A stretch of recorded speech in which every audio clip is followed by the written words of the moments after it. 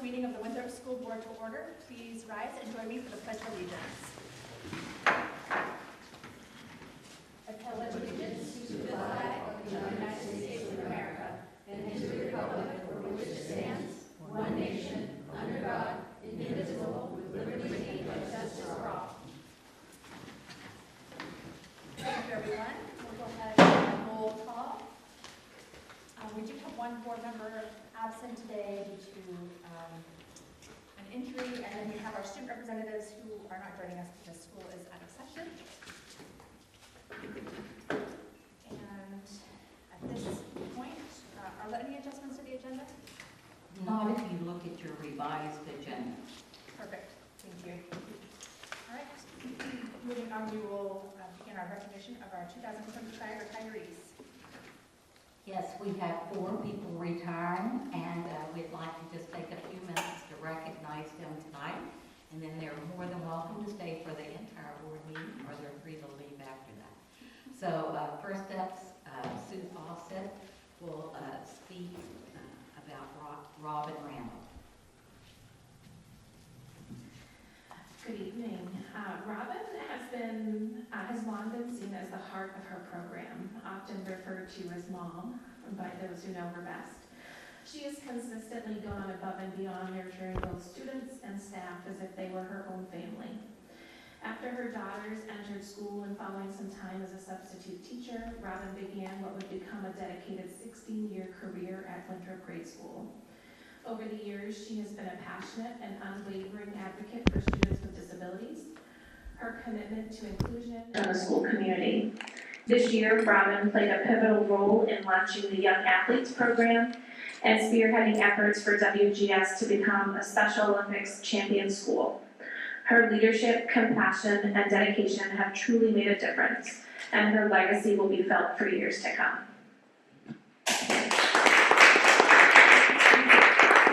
And Robin couldn't make it this evening, so absolutely.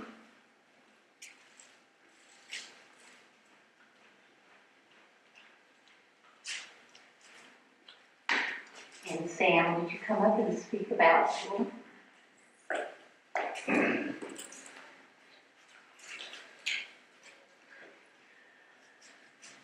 Julia's been with us for 6 years, working very hard in the kitchen. She's been dedicated, a leader in the kitchen, supportive and caring, and I believe she has a total of about 10 years in school nutrition altogether, filling lots of bellies over the year.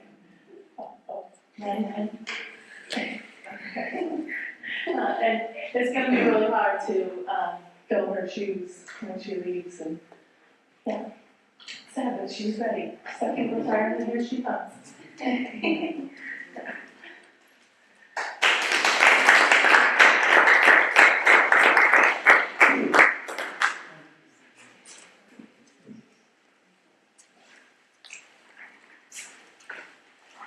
Jason Ford, would you please recognize the school?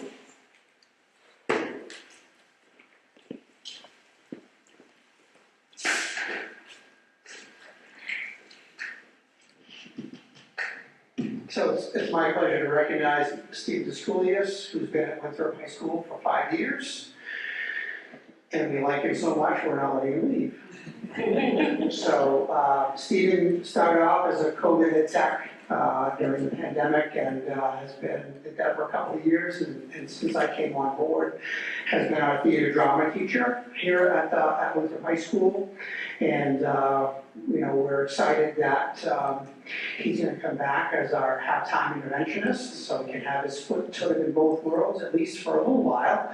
I applaud Steven's efforts, and I look forward to working with him some more because he makes such a huge impact on kids and building relationships that he's going to help us out a great deal. He already has, and he will continue to do so. So I wish Stephen the best, and I won't see him every day of the week, but we'll still see him.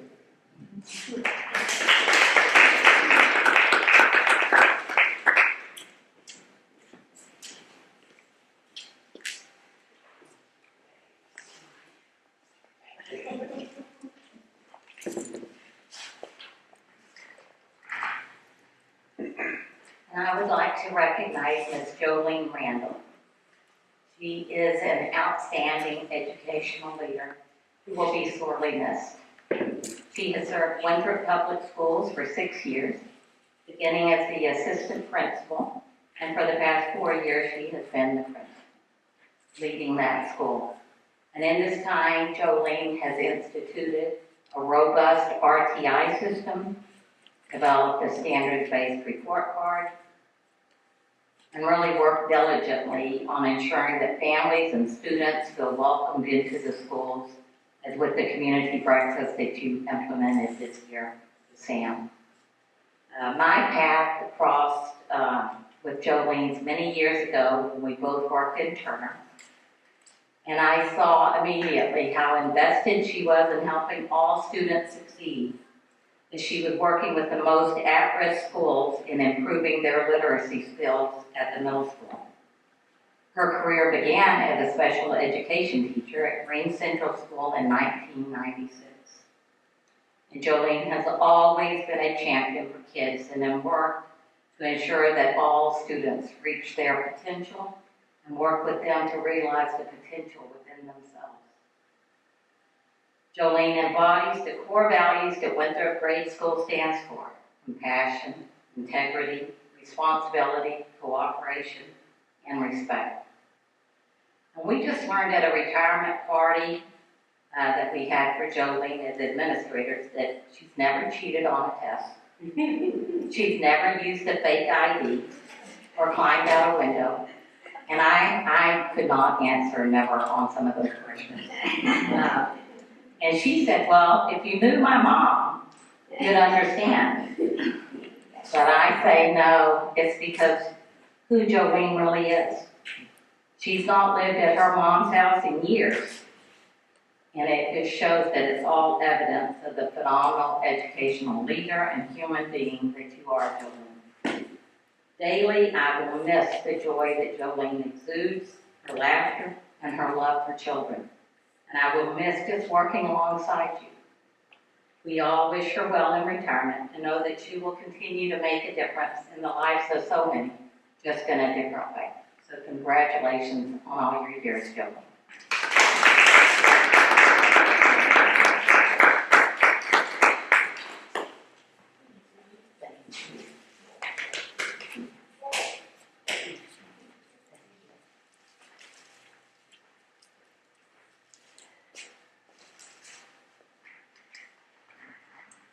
That concludes our recognition of the retirees. Unless you guys would like to add. Thank you so much. Does the board want to speak? Okay, well, congratulations, everyone. And enjoy your retirement. We'll move on with the consideration of the minutes. I'll entertain a motion to approve the minutes of the Winthrop School Board meeting of May 7th, 2025, as written. Seconded. Any discussion at all? All those in favor? So, we'll vote. And at this time, we'll open up our public comment section. If anyone is in the room who'd like to speak, step up to the podium. And if anyone is online, we ask that you indicate the raising of your hand.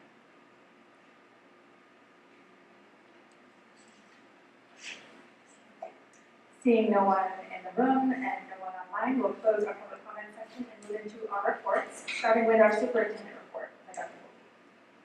Yes, this evening, I'm informing the board of the resignation of Beth Reed, district GT teacher, Christina Stila, fifth grade teacher, and Kelly Terrio, special education intern.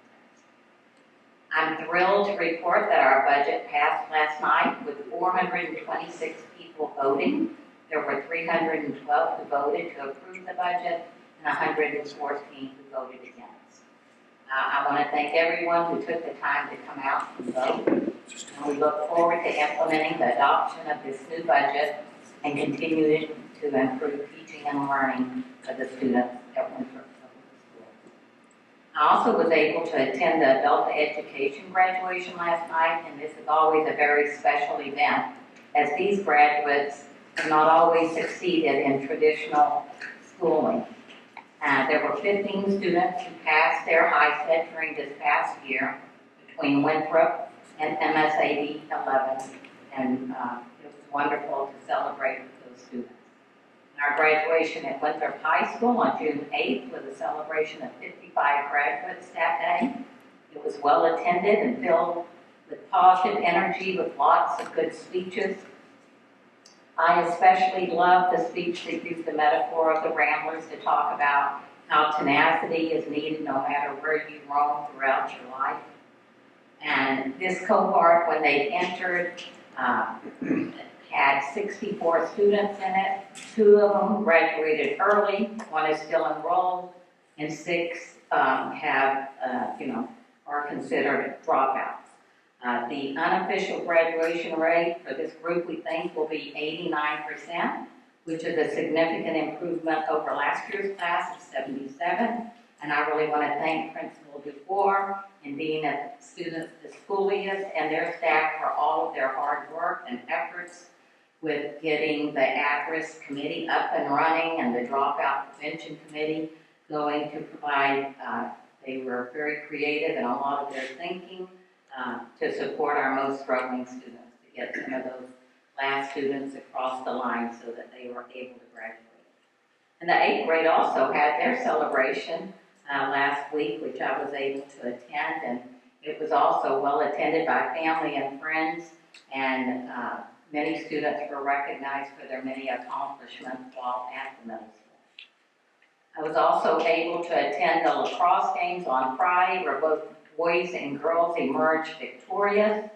And then I think they played again yesterday while I was at the adult ed graduation, and now both the boys and girls are going to the state on Friday, and we wish them well, and maybe we'll have some state champions at the end of the day on Friday. And I want to conclude my report this evening by thanking Joseph, who's not here this evening, publicly for his 2 years of service on the board. I was able to present Joseph with his $1,000 scholarship from the board on class night, and was also able to give him a small basket of treats from the board following the week after our last board meeting when it was canceled. We had hoped to recognize him on that night, and we were unable to do so. But I feel like Joseph has done an outstanding job with his board reports, representing the students at the policy meeting when requested, giving his perspective on many policy issues this year, and in recruiting Gianni, who's going to be his replacement. And when I see young people like Joseph, it gives me such hope for our future, because Joseph represents many of the values that I hold most dear: his thoughtfulness, his intelligence, his service to his community, his integrity, and compassion towards others. And I expect that with leaders like Joseph, our country will be in good hands in the future. So I want to thank Joseph for his service. And that concludes my report. Thank you so much for that report. Does the board have any questions or comments? Perfect.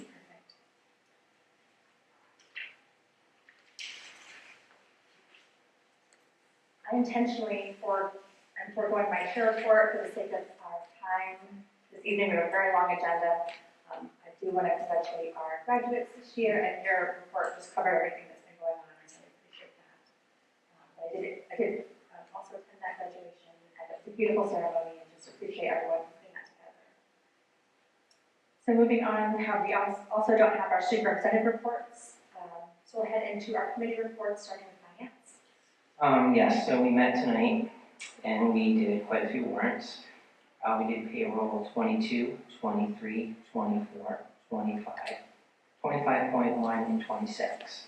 And we did warrants 21A, 21B, 21C, 22A, 22B, 23A, 23B, 24A, 24B, 25A, and 25B. Thank you, Tim.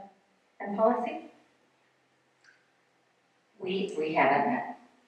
and negotiations, that's, we have a group that we will be ratified, and then we are still ongoing with our other group of negotiations.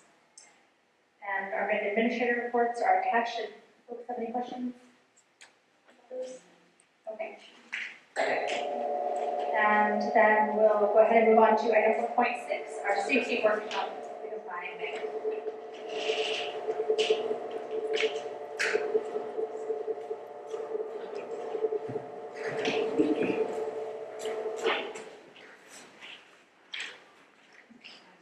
We'll make it work. So good evening. I'm Megan White, Director of Teaching and Learning.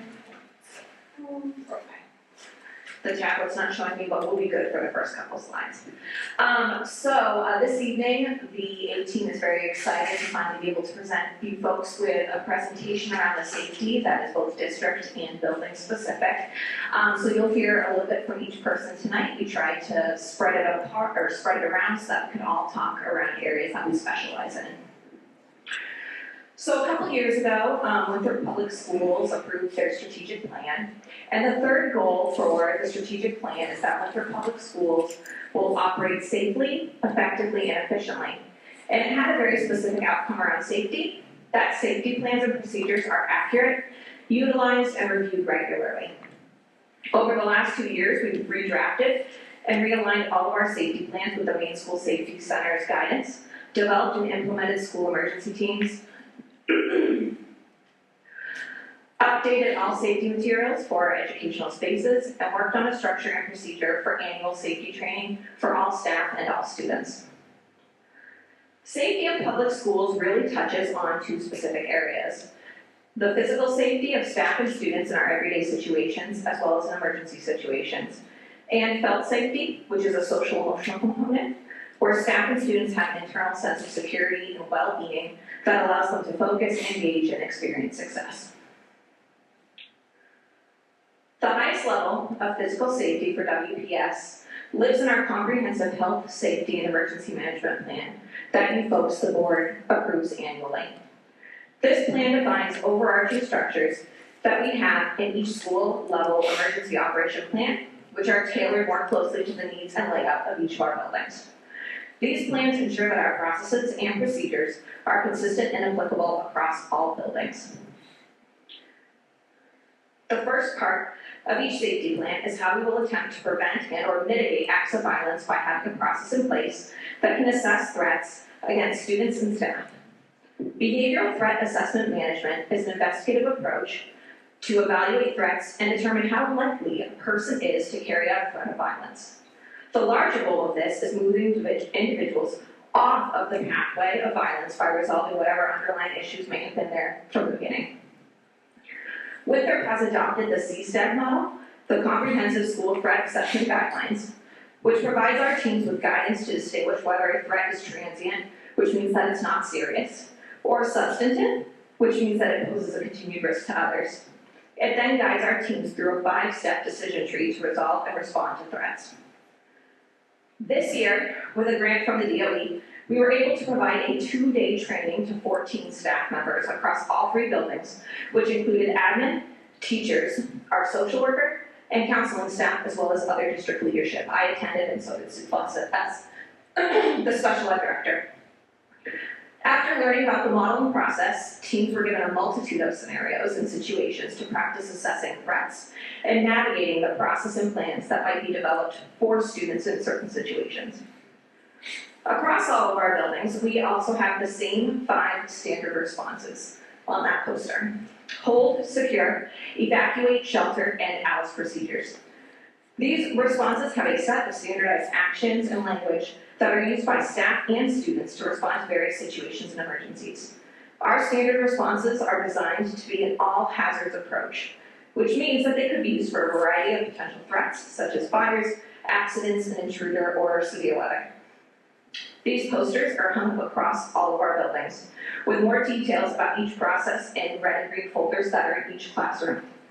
These folders, prior to this year, only existed at the high school, but the admin used their own budget supply money to purchase it for both the middle school and grade school as well. Winthrop utilizes ALICE skills and protocols in response to a violent critical incident or in response to an armed intruder. ALICE training empowers individuals to make decisions based on real-time information to keep themselves and others safe. Everyone in Winthrop Public Schools is required to do ALICE training annually. This includes age-appropriate training for all of our students as well, who work with staff within the first marking period of each school year to navigate on how to best stay safe in an emergency situation. If an emergency or crisis were to occur, forcing students and staff from their schools to a different campus, we would need to have a plan to reconnect students with their families.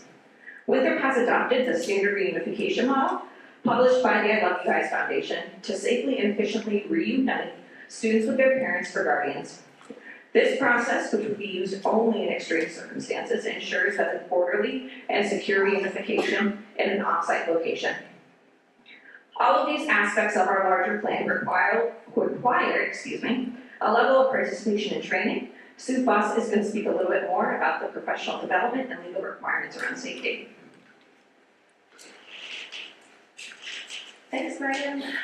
So the first piece that I'd like to talk about is safety care, which is provided to all of our educational technicians working within special education. They're offered the training. Some of them don't take part in that, which is okay. However, it is required for all educational technicians and teaching staff that are working with students that have behavioral needs.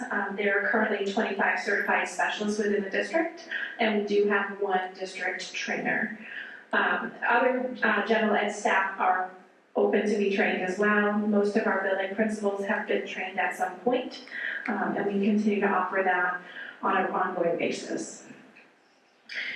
We also offer behavioral health professional training, BHP training. This ties in with our Section 28 billing.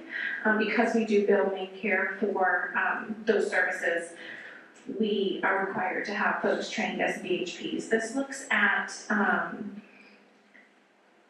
services such as skill building and daily living skills, as well as behavioral management.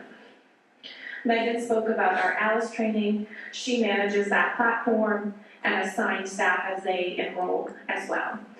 We have done a couple live scenario days. I use our quotes live. So those often in each building, they have an ALICE team that provides that training.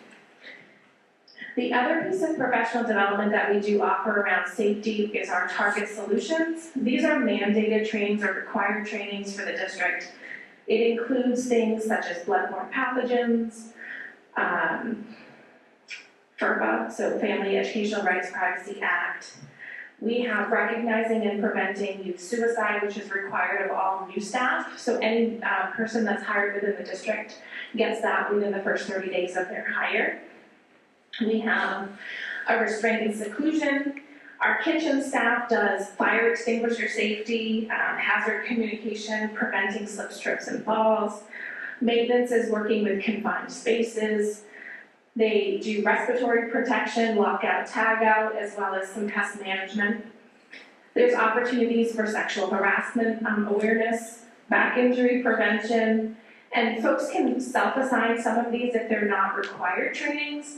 Some of them are required, and I do send those and assign those out each fall.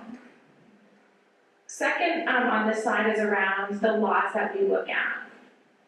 So Title 20A of the Education Statute defines the requirements needed when a report by school staff is made regarding an incident of dangerous student behavior. We have an online reporting form. Our building principals then will investigate. We work with a member of the staff from our union, the teachers union, and they determine whether or not the threat is credible or not. And they develop, if there is a substantial threat, they will develop an individual response plan for that student. Excuse me. Our goal is always to prevent behaviors from occurring in the first place. Safety care is one of those that teaches prevention. And so we use those other training methods to sort of prevent the dangerous student behavior if we can. In addition to safety, we do have fire drill requirements. We are required to do 2 drills within the first 2 weeks of school, and then each building has a specific number set forth in law. Our emergency management plan does address our fire drills.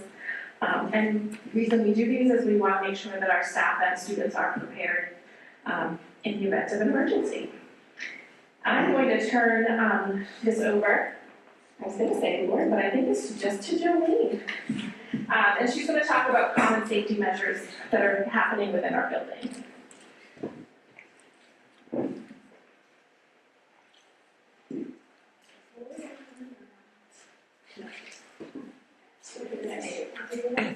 Joe, are you telling? Oh, Joe is Lori. Hi. Anything you're going to do one after me? Okay. You don't look like Lori, but. But I like the looks of you. Jay, Lori, and myself met and went over the safety measures that we have in common at the grade school, middle school, and the high school.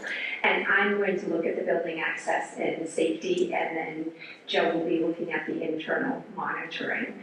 So at all buildings, our main office staff monitor the front entry doors.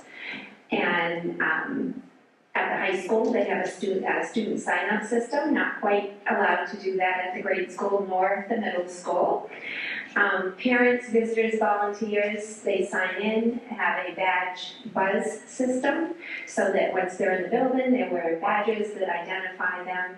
If staff is trained that if there's someone in the building that doesn't have a badge, then they should stop and say, hey, can we help you? I mean, it could be that we forgot, not generally does that happen, but they are asked to make sure that everybody has a badge to identify that they've been checked in. All volunteers must be vetted and approved, so we have an approval process for all volunteers, which includes a background check, so that we know that all the adults that are, or visitors, I should say, that are in our building are safe to be there when school is in session. The staff, they sign in and out. And again, that's for safety measures. Say something should happen during a time when they've stepped out. Sometimes, especially in the spring, they'll step out and have lunches out on the picnic tables outside. Maybe they run a quick errand to the bank or something. That's not generally it, but it's usually right outside. But if something should happen, we need to know that everyone's accounted for. And the next thing is that they, especially come springtime, they will sign out classrooms for outdoor learning.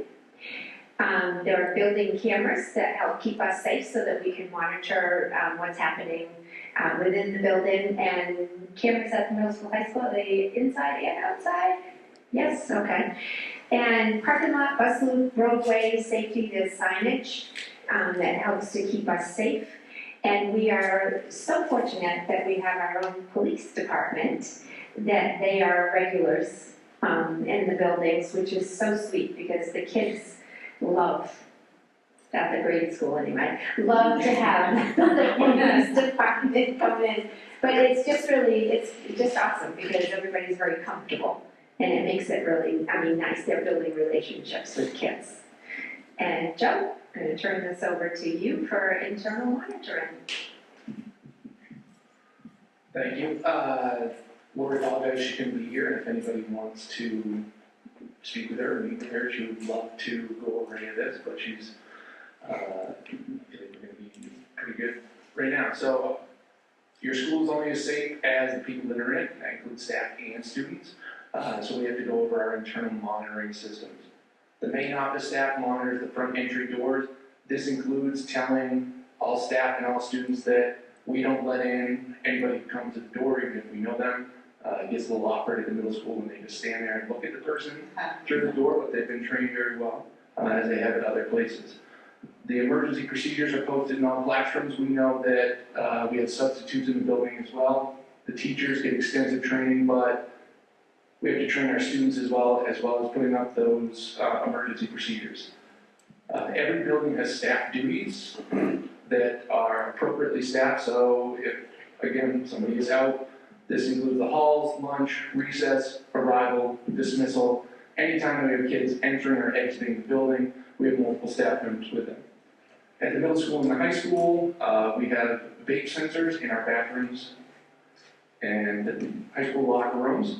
We also have AEDs and Narcan boxes in case of medical emergencies. And we have phone and intercom systems that every staff and student has been taught how to use to announce if there's an emergency. Up next, Lexi will be discussing district-wide safety entitlement. Yes.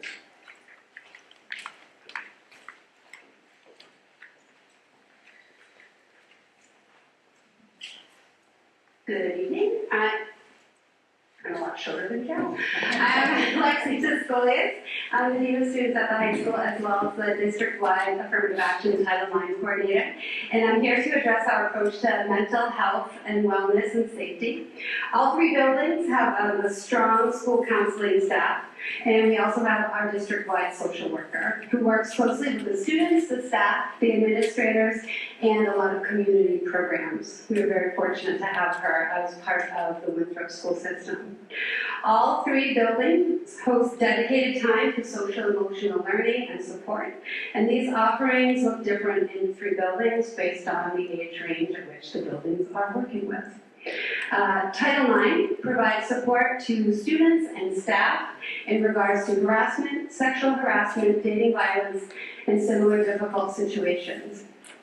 I work in all three schools with staff and students, with the entire staff, not just the teaching staff, with the entire staff, and provide them ways in which they can report difficult situations. And we work together with the other people in the building to investigate and decide if situations meet a certain threshold. And if they do not meet the threshold, then what I'm able to do is provide supports outside of doing a legal investigation. Title IX is something that I know is a little bit of a hot topic and new to our community in regards to really focusing on it, and I feel like this year we've worked really hard to bring this to light and our students know who they can come to. I've worked in all three buildings this year, and I want to commend the administrative staff in all three buildings. Every time I come into that building, they've made me feel welcome. They've found me a place to work with students. I always feel like the students feel comforted when they know that we have a dedicated space to work in. And I worked on 16 different cases this year in all three buildings, and actually was really this sounds weird, but I enjoyed my time working with the administrators. I especially liked going to the grade school. And I will hand this over to Principal Tiscolius.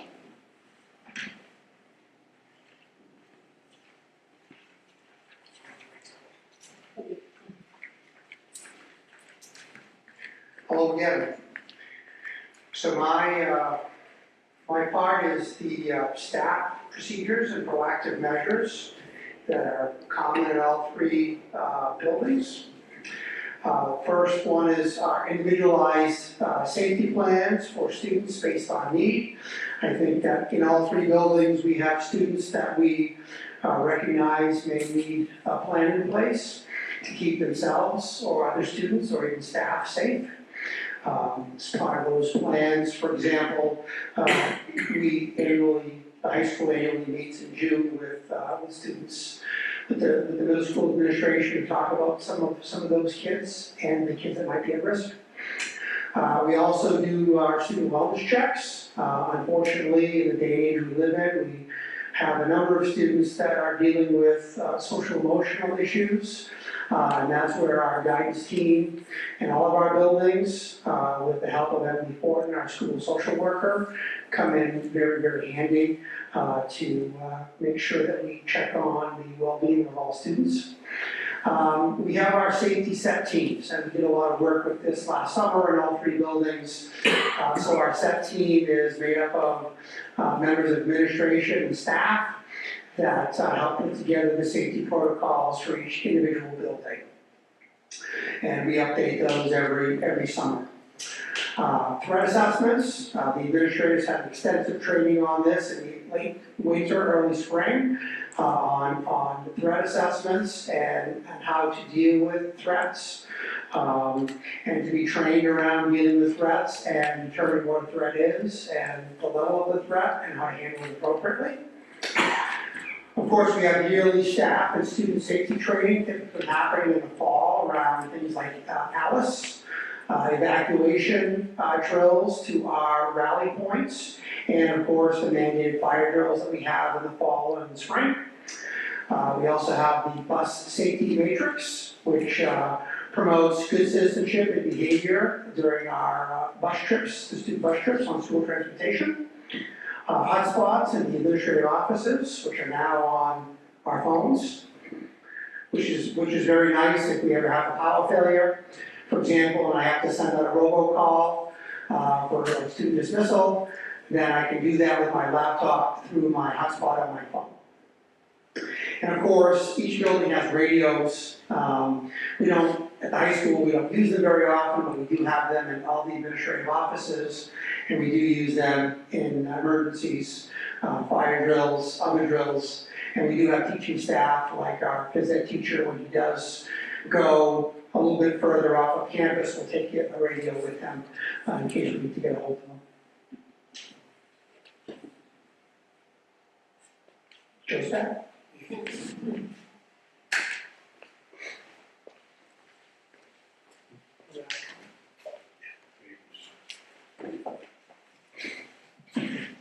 Don't worry. So I am going to talk to you about bullying. A lot of things that we've talked about here have been physical safety, but we know that one of our largest challenges that we have in school is bullying, mean behavior, harassment. The first thing that we want to say is that there is a zero tolerance policy. Now, what that doesn't mean is we believe that there's no bullying going on in our schools. That would be naive of us to think that we have things working where kids are no longer mean to each other, don't seek each other out. What that zero tolerance means is we don't allow people, students to be mean to each other, staff members to be mean to each other. That's where the zero tolerance comes in. There are board-adopted bullying policies, there are harassment policies that I am sure that you are all aware of.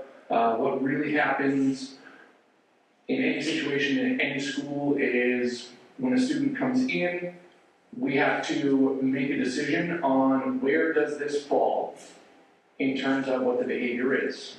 Is it mean behavior, a one-time thing? Is it bullying, which is more pervasive, having physical harm to somebody else or their property? Is it harassment? Does it fall under Title IX? Does it fall under our affirmative action? Each one of these steps has the same end goal in sight, that we want it to stop. Just how we get there is a little bit different. The next step that we have is communication. This means that once a report has been made, we begin the communication process not only with the target, but the people that are displaying or potentially displaying that mean behavior, and families as well. That before we even start doing any sort of investigation, there needs to be some amount of communication that happens between the school and the families and everybody involved. Once we are in these board-adopted bullying policies or harassment policies, we begin to conduct thorough investigations. Usually at this point, if we're doing investigations, the administrative teams tend to separate a little bit, so that way that one person can conduct the investigation and the other person is there as a support resource for families. Just because we're doing an investigation doesn't mean that it did or it didn't happen. In those really tricky situations where you do need more than one administrator to do the investigation, we rely heavily on our guidance program at that point. Once we have gone through our investigation process, we now need to decide what sort of resolution we are going to make. And this is either in the form of a formal resolution or an informal resolution. Informal resolution to me kind of sounds like, oh, maybe it's not that big a deal. That's not actually how it is. A formal resolution means we're following those policies. We are separating people that made the complaints and have complaints made against them. Whereas an informal resolution, oftentimes we bring the parties together to try to work through it together as a learning opportunity. At any point during that process, if somebody says this isn't working for us, we go back to that formal resolution, we separate things back out, and the school becomes the final say in the matters. While yes, there may be some punishment involved, we are in fact a school district, so we are always looking at these problems as learning opportunities and how can we move forward. Safety is a key here. We know that in the meantime, interim safety measures are needed, so if we ever have a complaint, this may include separating students out of a class, this may have alternate travel plans, but these interim safety measures are non-punitive in nature. We're just trying to keep things separated while we perform our investigation. This is all to say that we take these things very seriously. You heard Lexi say that she had 16 cases make their way to her as a Title IX coordinator. I think that that probably represents less than half of the complaints that we get. Not all of them fall under exactly what a procedure would be in those cases, but if we determine that it does need that formal procedure, we have policies in place. We have policies, like our bullying policy right here. This shows you a flow chart. If we have decided that it has risen to that nature, we get a report from somebody. It can come from the person that's happening to, parents, friends, teachers. It can be made anonymously. It is then given to our principal. You'll see if you follow the flow chart, this is where the interim measures start, and then we conduct the investigation. Once the investigation has been conducted, we have to make the determination, is it bullying? It's nobody's favorite part of this job, but we also understand that safety is key. If it is determined that it's bullying, we follow the formal process, policy JICK, that is through our school board. A determination is made if the family disagrees with that determination. There is a formal appeal process that goes to the superintendent, which again is another reason why we start to separate out a little bit, so there is that policy. At this point, we know that these things are incredibly tough. Bullying is depicted many times as kids feeling physically unsafe or being pushed around, and in our experience, that makes up a very small percentage of those behaviors that we have. But the physical safety is not necessarily the issue. It's a lot of the times the emotional safety and the mental well-being of our students. It used to be that when you went home, those four walls kind of shielded everything out. With technology, with cell phones, with social media, that is no longer the case. That if these types of things happen, they happen in your own home. We take that very seriously, and when school can help, and again, it's not necessarily in a punitive way, but in order for these things to stop, we use all the tools in our tool belt, including these policies, to make sure that we're keeping our kids safe. And finally, back to Megan.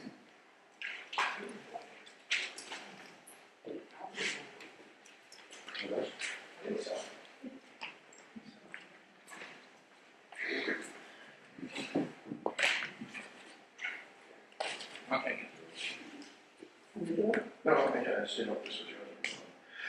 Yeah, so you guys have heard quite a bit about some other areas, obviously. We just wanted to touch briefly on the structures in the maintenance world and how that kind of affects where we are now. The camera systems at the grade school are failing. The middle school is becoming aged. We're a better place at the high school just because they've been updated, but we thought it was important to point that out also because these will be things coming down the line for budget purposes. The phone system, I believe the town helped us with some finances, and Megan and her tech team has been able to get us up and not quite up and running, but has spent a lot of time on getting things settled so that we will be in a better place with the phones because our licenses have run out and so forth. The intercom system at the grade school is it was the same one as when we went through there for school, so that's aging out. We probably spent enough money trying to fix it that we could have bought a new one, because it's just putting pieces together, and I don't mean that as in no one was trying to figure it out, it's simply, we didn't know what we were doing, because it's 50 years old and technology wasn't talking to it anymore. And then the last piece is just the entry points. We've had Larry Fitzgerald did a safety report for us that we've had in our hands for a number of years, and one of the issues that is at the forefront is the entry points to all of the schools and how we can make those safer. And that's a structural situation also of creating walls, barriers. The grade school is a perfect example because it's just got one door compared to the other schools, but even at the high school, it's not quite set up that you can talk to the person that's on the outside. So there's some, day-to-day functionings that need to be looked at. I'm not saying that we're not in a great place, but we can certainly be better. And then I believe you're going to talk about the screen issues. I will. Okay. I don't know what that means, so. That's why I'm here. That's right. So the last point is sort of more building off of where Joe left off on screenagers. We're very fortunate that Lexi, the school has applied for a grant in the spring through the Winthrop Education Association to fund the screenagers, which is an educational online platform that we're going to use as part of our advisory curriculum.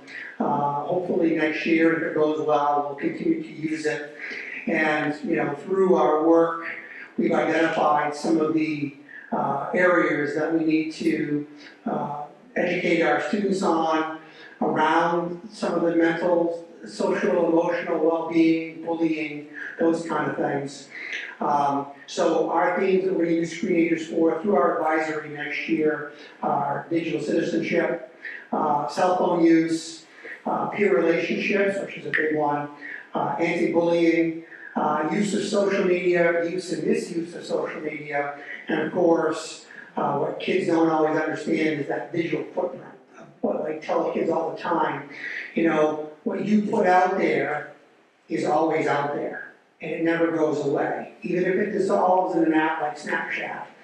Know that I work with police and with Facebook and with Snapchat as an administrator to be able to harness that stuff from their servers. Even though you deleted it and you think it's gone, it's never gone. And that's some of the education that our students need in the modern world of, if I snap it or if I send it to you, it's safer for me to do that, and then it goes away. It never really goes away. So those will be our themes for next year as a proactive approach.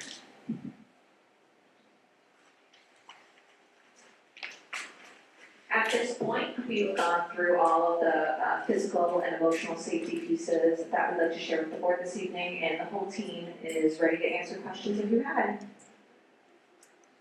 Thank you so much. Does the board have any questions at this time or comments? Yes, Amy? Is the camera system just the middle school that needs to be updated, or is the grade school also needs to be? Grade school would be the number one priority. And then the middle school? Yes. Any others on the board? Okay, thank you all so much for putting that together with the board. That was very informative. At this time, we will move on to our old business, starting in 5.1. I'm taking a motion to approve the following policies for second reading: IKAB, report cards and progress reports, and EBCC, contracts. Moved. Seconded. And any discussion at this point? No, we've already had first reading. Perfect. And all those in favor? That's unanimous vote, 4-0. Okay, moving into our new business. I'll entertain a motion to approve the summer hiring authority for the superintendent. So moved. Seconded. Any discussion at all about this? It's something that you agree with. Okay, all those in favor? Thank you for unanimous vote. And item 6.2, I'll entertain a motion for consideration and approval to employ Lisa Davis as half-time middle school interventionist for the 2025-2026 school year as recommended by the hiring committee. So moved. Seconded.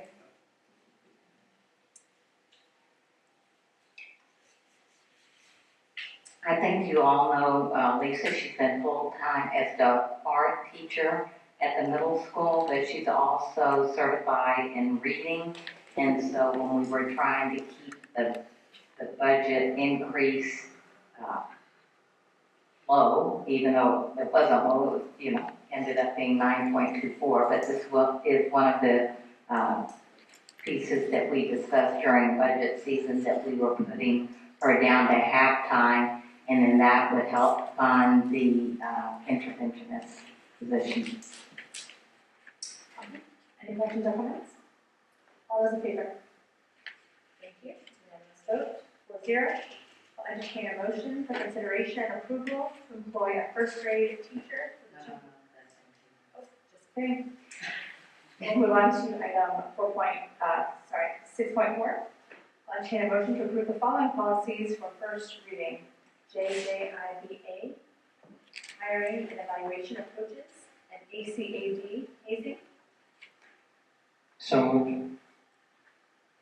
Seconded. And discussion? These are pretty minor changes. If you look in your packet on the hazing policy, it's just, it uses the word hazing rather than words like harassing or injurious. On the hiring of coaches, again, it's just some very, very minor changes, but enough that we wanted to bring it to the board for a first read.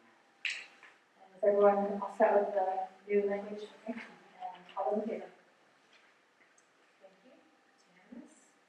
I entertain a motion to rescind the following policy, KGPA, school and community use, PAC, the Performing Arts Center. So moved. And this is something that we feel like needs to be modified more regularly than what it's been modified.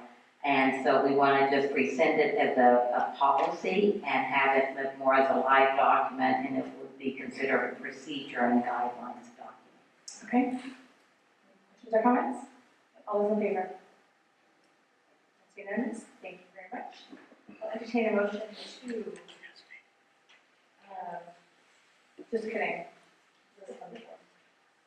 I think that our next item is just for Megan White, our Director of Teaching and Learning, to come up, and I don't think we need a motion, but it's more like an informational session on just what she's planning to do with the FY26 proposed projects.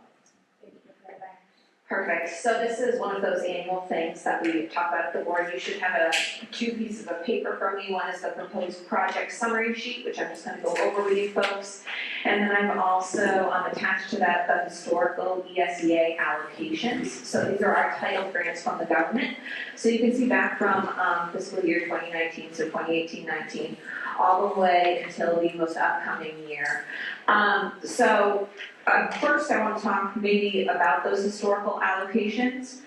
At this point, the state of Maine has officially put out allocations for Title 1A and Title 4. Those are preliminary allocations, but that's what happens traditionally until the final, into July. What is different about this year is that Title 5, which we traditionally get, we only have an estimated amount. It is not a preliminary allocation from the federal government. And Title 2A, they've given us no information.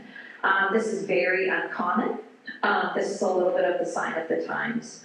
And the feedback from the Department of Education is that at this point, for Title 2A specifically, we anticipate getting the same amount as the prior year.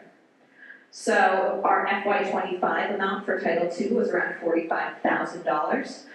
So when you look at our allocations towards the middle bottom of the project sheet, you'll see we have about $182,000 for Title 1A, $17,000 for 4.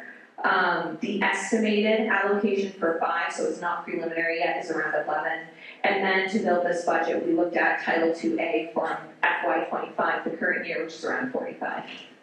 I also am anticipating having I know we're going to have about $4,000 left over from Title 5 this year that we can put into the next year bucket. And that'll be the only carryover that we probably have.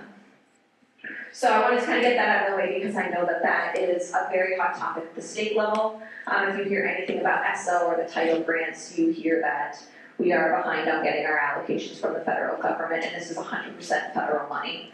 The state of Maine gets theirs, and then they divvy it up to each district. Our projects are staying pretty flat with what they've been in the past. There's no real moving and shaking here. So our district projects are our homeless foster care project, so we have some supplies for making events to identified students, as well as the stipend and associated costs for that stipend for our liaison. We do have a little bit of money that we put towards professional development and support. So we are a member of the Western Maine Educational Collaborative, so the dues for that membership come out of this, and then we work with a consultant, Curtis Jack, who's done so for at least 10 years, around professional evaluation, professional growth. And we've kind of shrunk our contract with him over the last few years, so we're kind of bare bones with him right now, and he really is just a consultant. And I think he does support a handful of our admin, especially in the springtime with our eye observation, which is our professional growth platform. 97% of this budget goes right to the grade school, and it is for the Learning Lab. So the projects that are part of the Learning Lab grade school project are the team leader, and that person's been in that role for many years, or a couple years now. She's doing great, Stacey Bourne. She gets an additional stipend because she puts together additional activities for family involvement. And if you pop down a little bit, you'll see that there is a pretty nice supply line for family involvement because a big piece of title. One is that if we can get those families for those kids involved, it's going to create bigger successes, and there's a lot of research to support that. So she puts on multiple activities for those kiddos, multiple times a year, does a great job. She also manages 2 ed techs, but we moved one of those 2 ed techs, 0.5 of one of them, into the regular budget this year. So we only are funding 1.5 ed techs for that learning lab. It was not a cut position, we just funded half of it in the local funds. And then there's a small supply line for just the learning lab. The last piece of the grade school project is the STAR Plus program, which is a summer school program available to Title I-A students at the grade school as well. And that's 3 days a week, 4 to 5 weeks in the summer. And that really brings us to our grand total of around $260,000. And when we look and we add everything up, we have around, of the money that we know are either estimates or preliminary allocations, we have 214, which leaves us, if we don't get any Title II money, in a hole of 43,000. They told us to bank on getting similar numbers to last year, so we will be right on budget with all of these projects, with a potential carryover of maybe 2,000. But just so you know, even with moving that 0.5 into the regular budget, we're still cutting it very close. So at this point, we've had this posted publicly on the website, and if there's any other public comment from either you folks or anyone who watches the Zoom, public comment is open through June 25th. I'd be happy to hear and respond to any feedback as necessary, or if anyone has any thoughts, I'm happy to take your questions now, but also happy to take it from the public in the next week. Thank you, Megan. Does the board have any questions or comments? Okay, thank you so much. Okay. Moving on to item 7, our second public comment section. For any folks in the room who would like to speak, we ask that you step to the podium, and those online to indicate by raising their hand.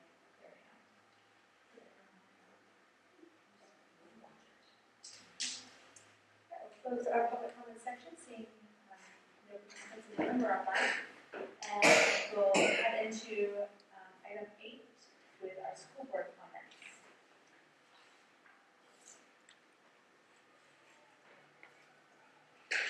Feel like more 16. Everybody's pretty much said everything. I just want to say I'm just proud of all the students who graduated, all their hard work. The ceremony was beautiful. I'm just proud of all the kids. It was an honor to be able to write a little kind of leftover note in that book that they provide the students. I love that Winthrop has that tradition. This is my third year writing something, and I think it's a really great, memorable thing, especially for students. They'll carry on. I think it's a great mindfulness mechanism that they can kind of carry and kind of reflect on to kind of boost them through tough times. College is not easy at any age. but these guys are, they're going to become pretty amazing, whether they're in school or out in trade. Becoming our next plumbers and electricians, which are desperately needed, but I'm pretty proud of the kiddos and the direction they're all going. And I want to thank all our staff that has contributed to making that day really special for our students, as well as all our teachers and admins through the years. It's an awesome school year. Okay, any other board comments? Okay, perfect. At this time, we're going to enter into our first executive session. For those who have been invited to stay, we ask that you stay. There will be 2 executive sessions, and so we'll have to turn off the camera for a bit and then take action. Okay, all right, I'll entertain a motion to ratify an agreement between the Winthrop School Board and the Winthrop Public Education Association transportation staff dated July 1st, 2025 through June 30th, 2028. Seconded. All those in favor? All right. All those opposed? And is it just a? She just proposed it. Okay, perfect. Okay. Thank you for clarifying. Okay, thank you all so much. And I just want to acknowledge Peter. He's here as the president of the Transportation Department for the association, and thank you for all your work in getting us to this point. And I think we're all excited to have this ratified and to go forward. So thank you, Peter. Thank you for the time that you invested in our relationship. Thank you. Thank you. Okay. At this time, we're going to enter into another executive session for item 9.2. I'll entertain a motion to enter into executive